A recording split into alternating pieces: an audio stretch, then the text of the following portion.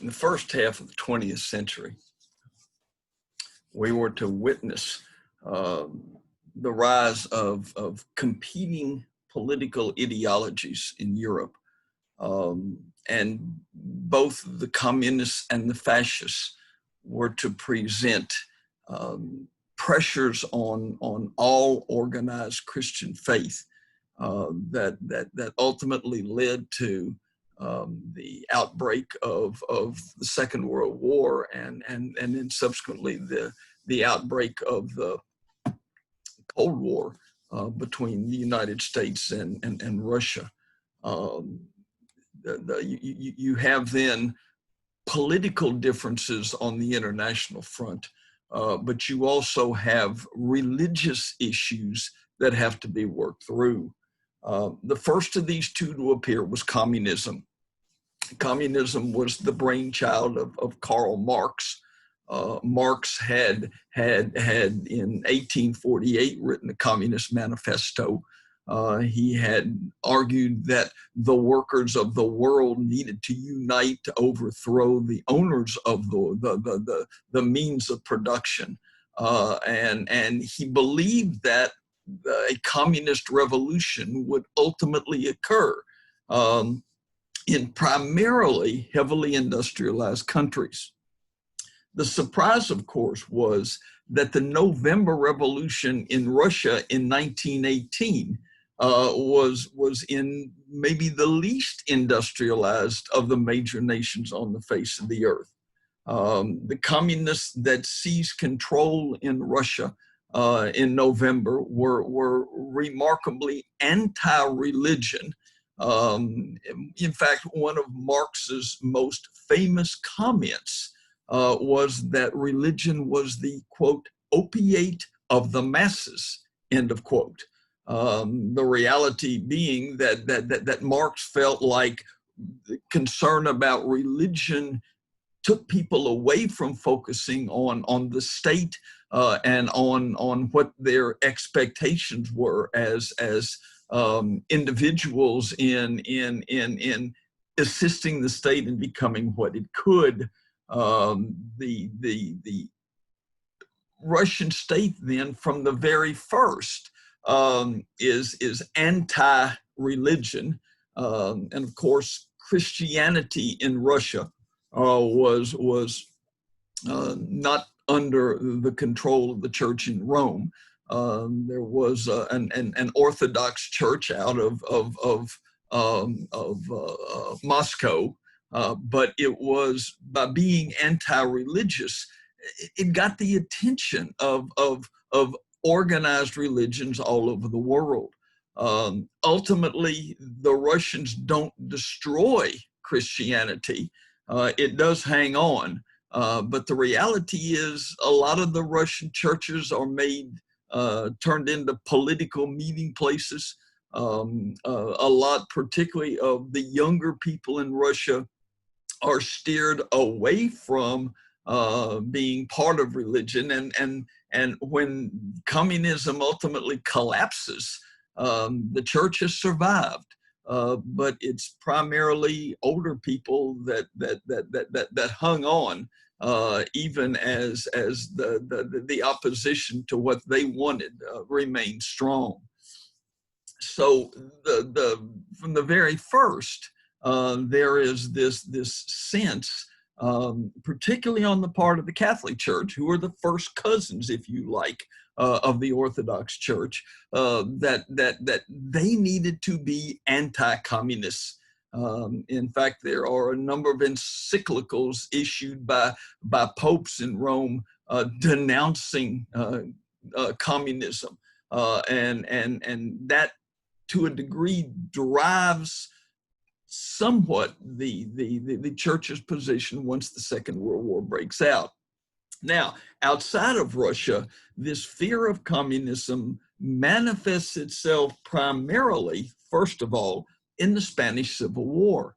At the conclusion of World War I, the monarchy was removed in Spain and was replaced by an elected republic. in the first two election cycles, conservative leaders had won the political elections. But in 1935, for the first time, the liberal wing in Spain won control of the country. Now, in Spain and in lots of Europe in the interwar period, the liberal wing tended to be heavily communistic. And so there is now, almost from the first, a concern about, do we want these people actually making decisions for the Spanish state? Eventually, a group of army leaders under the leadership of Francisco Franco declare war, if you like, on the government. And not surprisingly, I guess, given the Catholic Church's opposition to communism, the Spanish Catholic Church almost unanimously supports Franco. The Spanish Civil War rages on from 36 to 39. It's kind of a precursor for what we're going to see when the Second World War breaks out. Hitler sends Air Force planes and tanks. Mussolini sends 50,000 Italian soldiers. It's the first time we see carpet bombing. The bombing of Guernica in Spain, where they bombed the bridges at each end of the town and then carpet bombed the town, was so disheartening. You may have seen Picasso's painting of Guernica, which is kind of his way of showing the frustration over what was happening. Franco wins, and Franco, in fact, remains the dictator in Spain until just before his death, when the monarchy is brought back. But in the Spanish Civil War, we see the church backing a strong individual leader, as long as that strong individual leader was anti-Catholic. So that's just kind of the mindset of the church in Rome. As communism established itself in Russia, fascism establishes itself in both Germany and in Italy. Now, both Germany and Italy, for different reasons, felt like they got the short end of the stick at the end of World War I. Italy was on the winning side. They had every reason to expect they were going to get major gains out of the Versailles Treaty. And they did get some, but they didn't get everything they expected. And so there is a dissatisfaction in Italy that just kind of allows Mussolini in the early 1920s to feed on the frustration of the Italians. And he combines that frustration over Versailles with the hatred of communism. Mussolini had never had any clearly defined political ideology of his own. He kind of made it up as he went along. In fact, at one point in time, it looked like he was a communist.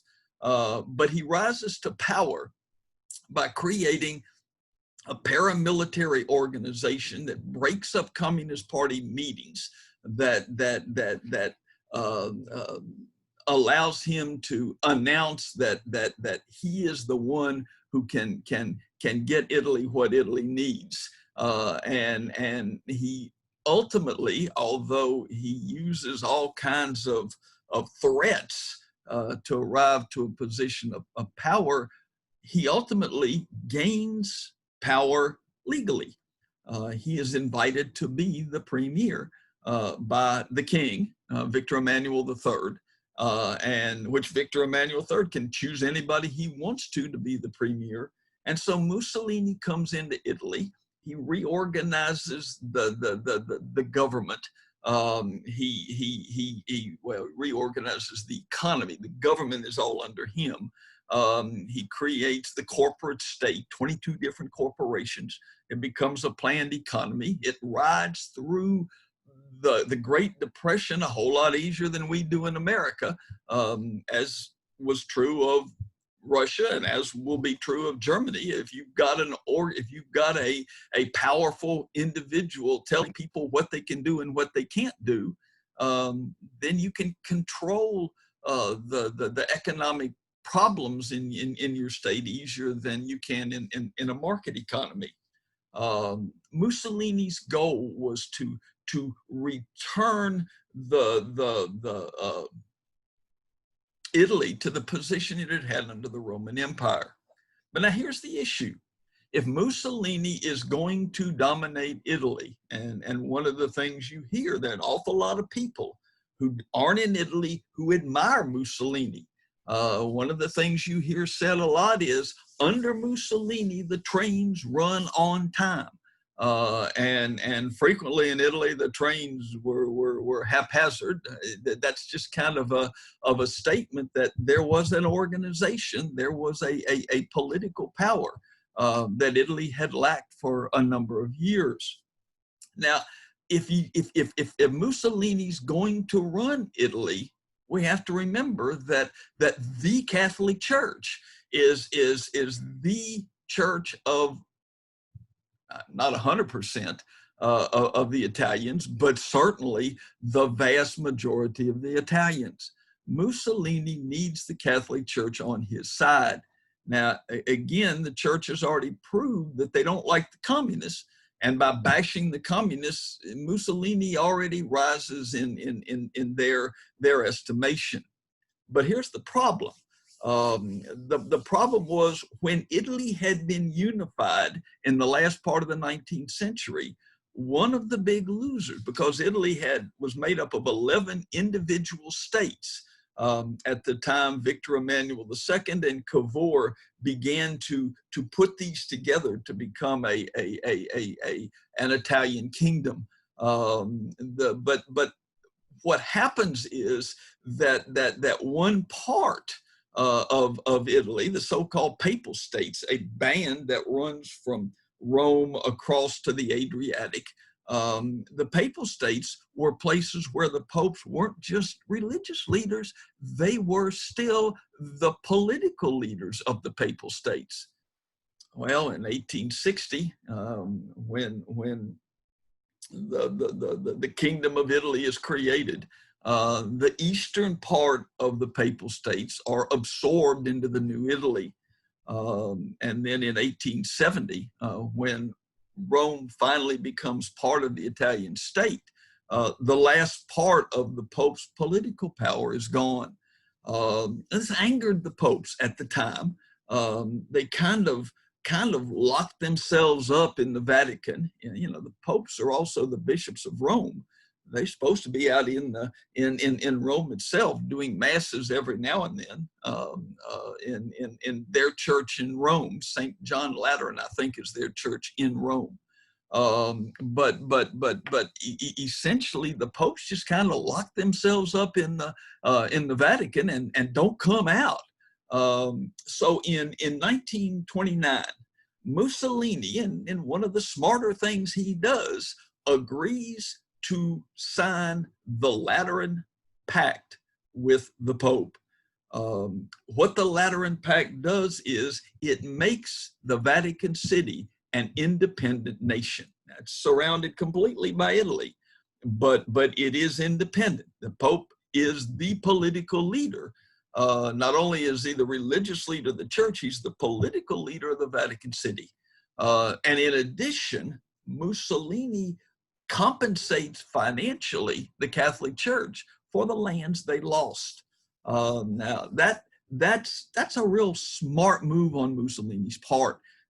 It confirms his relationship with the church, and of course, to a degree, it helps the church, but it also puts a little pressure on the church. If you're best buddies with Mussolini, and then eventually Mussolini becomes best buddies with Hitler, then the church really has trouble speaking out against what Hitler's doing or what Mussolini's doing, for fear that position in the Vatican City inside an Italian state might be a real problem. Now, what happens in Germany? It happens later. It happens in the early 30s instead of the early 20s. But again, the Great Depression hits Germany hard. There is an attempt on the part of the so-called First Communist International to create a communist state in Germany, and Hitler uses the concern about communism to get a bunch of people behind him. But beyond what Mussolini did, up to that point, he's doing the same thing Mussolini did. Mussolini has his black shirts. Hitler has his brown shirts. They go up and destroy Communist Party meetings. They do all kinds of things that allow Hitler to present himself as somebody who is the anti-communist leader, as somebody who can put Germany back to work, and as somebody who can overturn all of those evil things the Versailles Treaty did to Germany. Now, Hitler goes beyond Mussolini because Hitler used hatred of the Jews very effectively in trying to gain political power in Germany. Hitler argued, and argued consistently, that it was Jewish business people who had sold out the Germans in World War I. As it just happened, the Versailles Treaty is made before any Allied soldiers ever invaded Germany. I mean, the Germans signed an armistice, the war is over with, everybody meets in Versailles, they come up with a treaty that Germany is forced to sign in the Hall of Mirrors and in the Versailles Palace. It caught the Germans totally by surprise. They knew they'd lost. They knew they were going to have to give up some things. They didn't know they were going to have to give up quite as much as they gave up. They thought the treaty was going to look like the 14 points of Woodrow Wilson. But in reality, of the 14 points, only 5 or 6 of them were actually carried out the way they were written. And every time a decision had to be made, Germany was the loser on the decision. So there was this sense that Hitler was able to use to argue that it was Jewish business people who sold Germany out. Sold Germany out because they wanted to get back to making money. And so Hitler is able to pin a lot of the distress that Germany was feeling in the early 1930s on the Jews. And even before he seizes power in 1939, or even before that we get near war, seizes power in 33. But there's already persecution of the Jews, the so-called Night of Breaking Glass in 1938, the Kristallnacht, where the brown shirts just go crazy and destroy everything, all the Jewish businesses and the synagogues, and terrorize the Jewish people. Even before the Holocaust comes, there's already clearly an anti-Jewish tint to what Adolf Hitler is doing.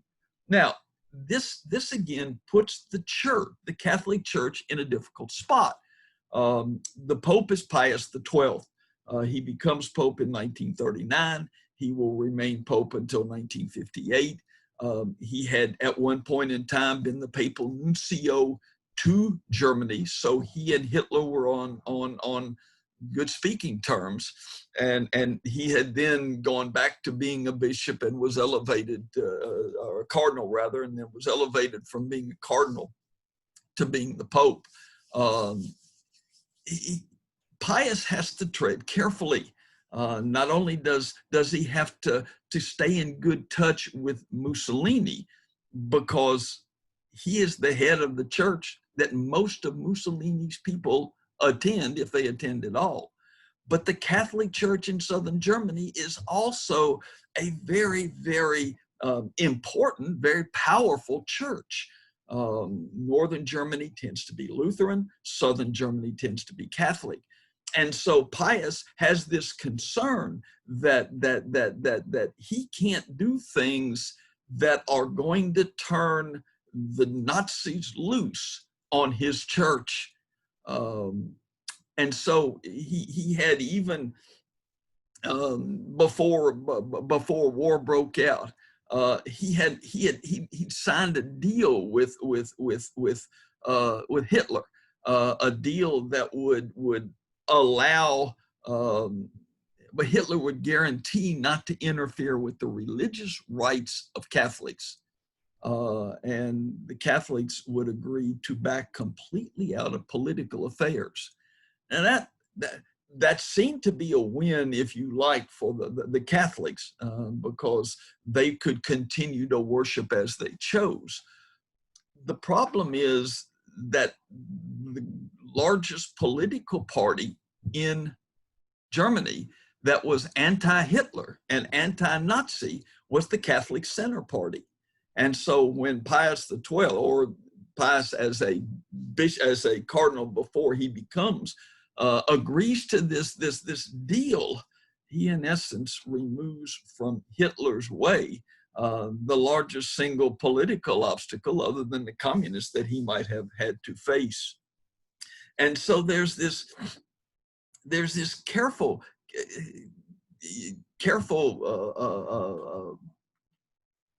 if you like, balancing act that Pius XII feels like he has to go through. Remember, when war does break out, Hitler's first assault is on Poland. Well, the largest church in Poland is the Catholic Church. And so not only does Pius have to be careful not to offend Hitler so he doesn't turn on the German Catholics, he also has to be careful so that Hitler doesn't turn on the Polish Catholics either. He's almost in a no-win proposition. It's kind of hard to feel sorry for Pius XII. In fact, one of the most famous biographies of Pius XII is entitled Hitler's Pope. The argument being that he did everything he could to please Hitler and encourage Hitler to fight against the communists, but did nothing to stop what increasingly becomes clear. Pius XII never speaks out against the Holocaust, even as his bishops and his cardinals keep coming to him and saying that things are happening. Germany has created extermination camps. Hitler is anxious to kill all the Jews that he can find, as well as others who are not Jewish, but are not people that the Nazis like.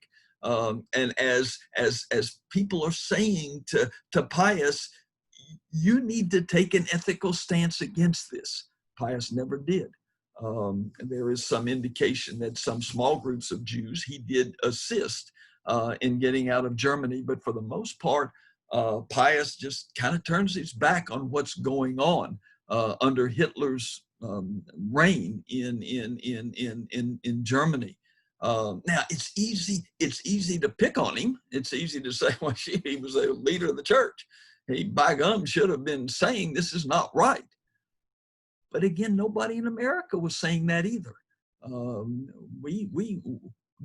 the only Jews that we were excited to come to America were German scientists who happened to be Jewish. We were glad for them to come in. And of course, some powerful German businessmen who could get out of Germany and come to America. We were glad to have them. But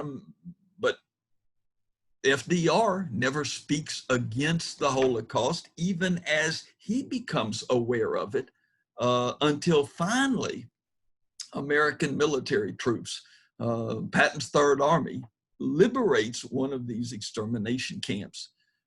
Most of the extermination camps were liberated by the communist armies, because the Russian armies, because most of them were in Eastern Germany and Poland. But eventually becomes apparent what's happening and it gives new meaning to the American fighting men as to why are we fighting this war? Well, here it is. But up until then, we're no better at dealing with the Holocaust than Pius is. One person who does speak consistently against the policies of the Nazis was Dietrich Bonhoeffer. Bonhoeffer was born in 1906 to a wealthy physician and his wife, who was a school teacher. They were able to provide their son with a first-rate education. And in 1927, at only 21 years of age, he is awarded the Doctor of Theology degree by the University of Berlin. Now, at 21, he can't be licensed to preach in Germany. So Bonhoeffer, who is Lutheran from northern Germany, Bonhoeffer leaves and comes to America and spends several years in America, where he comes face to face with American religious ideals. He's particularly influenced by the theologian Reinhold Niebuhr. Bonhoeffer was to say in his some of his speaking about what happens is that it was in America that he began to see things from below. He began to see issues in terms of who's being persecuted. And so when he returns to Germany, he becomes a lecturer in systematic theology at the University of Berlin, and he becomes an outspoken opponent of the Nazis. In the early 30s, you could be outspoken against them, but as time went on, and as Hitler increasingly consolidated all power in his own hands, Bonhoeffer gets on the radar screen. And a lot of his friends, both in Germany and in America, become concerned that what Bonhoeffer has done is he's put himself on the radar screen of the Nazis as somebody to be watched, but he's also on the radar screen of those who oppose Hitler and who might be anxious to overthrow the government. That's difficult if you're trying to do what you think is right, but you're also concerned about what may happen. Bonhoeffer's put himself in a difficult position. In June of 1939, he returns to the United States and takes up a position at I guess it's Union Theological Seminary in New York, and he's safe here. He has lots of friends. He has all the freedom to speak out as he chooses. He's out of there. Clearly, he is able to speak against Hitler any way he wants to in America, and nobody's going to shut him down. And being on the radar screen of people whose radar screen he probably doesn't want to be on is not a problem either. But when war breaks out in September of 39, when Hitler invades Poland, Bonhoeffer feels like he has to return to Germany. People in America try whatever they can to convince him that he's safe here.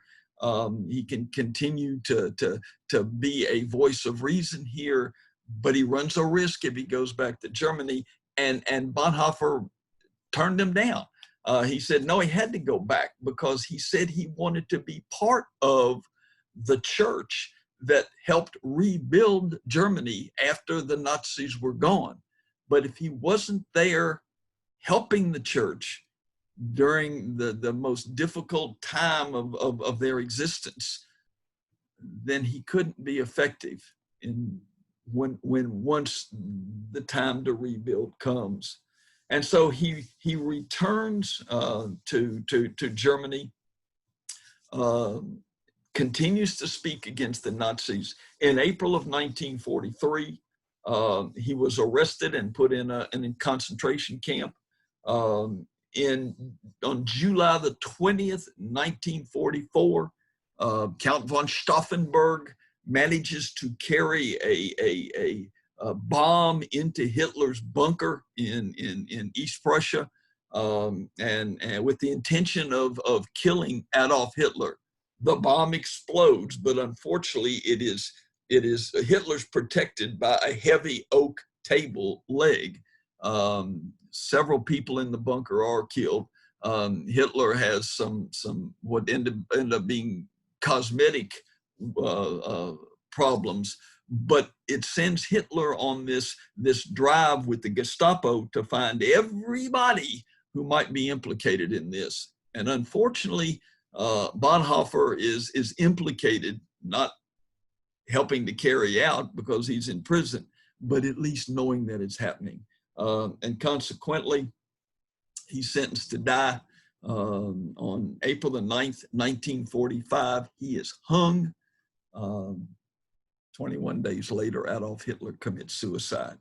Now, I think it's interesting. I can't say anything at all about Bonhoeffer's theology. I will leave that to others.